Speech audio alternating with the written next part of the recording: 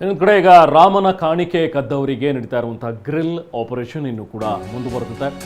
SIT ಈಗ ಅವರ ಜನ್ಮ ಜಾಲಾಡೋದಕ್ಕೆ ಮುಂದಾಗಿದೆ. ವಾಟ್ಸ್ಆಪ್ ಚಾಟ್ ಮೂಲಕ ಈ ವಂಚನೆ ಜಾಲ ಬಯಲಾಯಿತು ಅನ್ನುವಂಥದ್ದು ಈಗ ಲೇಟೆಸ್ಟ್ ಸುದ್ದಿ. ಕಾಣಿಕೆ ಹಣ ಎಣಿಕೆ ವೇಳೆ ಮಾತಾಡಕ್ಕಾಗಲ್ಲ ಫೋನಲ್ಲಿ ಅಂತ ಹೇಳಿ, ಅಥವಾ ಮಾತಾಡ್ಬಿಟ್ರೆ ಕಾಲ್ ಡೀಟೇಲ್ಸ್ ಸಿಕ್ಬಿಡುತ್ತೆ, ಹಾಗೆಲ್ಲ ಮತ್ತೆ ಸಿಕ್ಕಾಕೊಳ್ಳೋದು ಬೇಡ ಅಂತೇಳಿ ವಾಟ್ಸ್ಆ್ಯಪ್ ಅನ್ನ ಬಳಸ್ತಾ ಇತ್ತು ಅಂತ. ವಾಟ್ಸ್ಆ್ಯಪ್ ಮೂಲಕ ಈ ಚಾಟ್ ಮಾಡುವಂಥದ್ದು, ಹಣ ಹೆಂಗೆ ಎಗರಿಸಬೇಕು, ಹೆಂಗೆ ಕದಿಬೇಕು, ಈ ಎಲ್ಲ ಪ್ಲಾನ್ ನಡೀತಾ ಇತ್ತು. ಎಲ್ಲರೂ ಹೇಗೆ ಹಂಚ್ಕೊಳ್ಬೇಕು ಅನ್ನೋದ್ರ ಬಗ್ಗೆನೂ ಕೂಡ ಈ ವಾಟ್ಸ್ಆ್ಯಪ್ನಲ್ಲೇ ಚಾಟ್ ಆಗಿತ್ತು ಅನ್ನುವಂಥದ್ರ ಬಗ್ಗೆನೂ ಕೂಡ ಈಗ SIT ತನಿಖೆಯಲ್ಲಿ ಬಯಲು ಮಾಡಿದೆ. ವಾಟ್ಸ್ಆ್ಯಪ್ ಚಾಟ್ ಮೂಲಕ ಸ್ಕೆಚ್ ಹಾಕಿದ್ದು ಕೂಡ ಬಯಲಾಗಿದೆ. ಆರೋಪಿಗಳ ಮೊಬೈಲ್ಗಳಿಂದ ಡಿಜಿಟಲ್ ಸಾಕ್ಷ್ಯವನ್ನ ಈಗ ಸಂಗ್ರಹಿಸಲಾಗಿದೆ. ಫೋಟೋ, ವಿಡಿಯೋ ಸೇರಿದಂತೆ ಡಿಜಿಟಲ್ ಸಾಕ್ಷ್ಯಗಳನ್ನ ವಶಪಡಿಸಿಕೊಳ್ಳಲಾಗ್ತಾ ಇದೆ.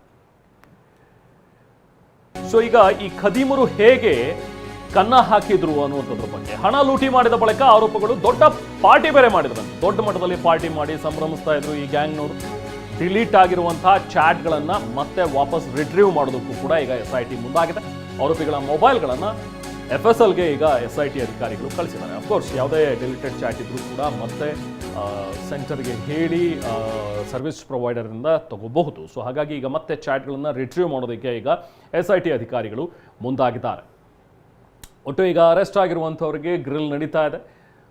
ತೀವ್ರವಾಗಿ ವಿಚಾರಣೆಯನ್ನು ನಡೆಸ್ತಾ ಇದ್ದಾರೆ. ಇನ್ಯಾರೆಲ್ಲ ಶಾಮೀಲಾಗಿದ್ದಾರೆ ಅಥವಾ ಇನ್ಯಾರಾದರೂ ಕುಮ್ಮಕ್ಕಿನಿಂದ ಇವೆಲ್ಲವೂ ನಡೀತಾ ಇತ್ತಾ, ಇವರು ಕದ್ದ ಹಣದಲ್ಲಿ ಇನ್ಯಾರ್ಯಾರಿಗೆ ಪಾಲ್ ಕೊಟ್ಟಿದ್ದಾರೆ, ಇನ್ಯಾರ್ಯಾರಿಗೆ ಶೇರ್ ಹೋಗಿದೆ ಅನ್ನುವಂಥದ್ದು ವಿಚಾರವಾಗಿಯೂ ಕೂಡ ವಿಸ್ತೃತವಾಗಿ ತನಿಖೆ ಈಗ ನಡೀತಾ ಇದೆ.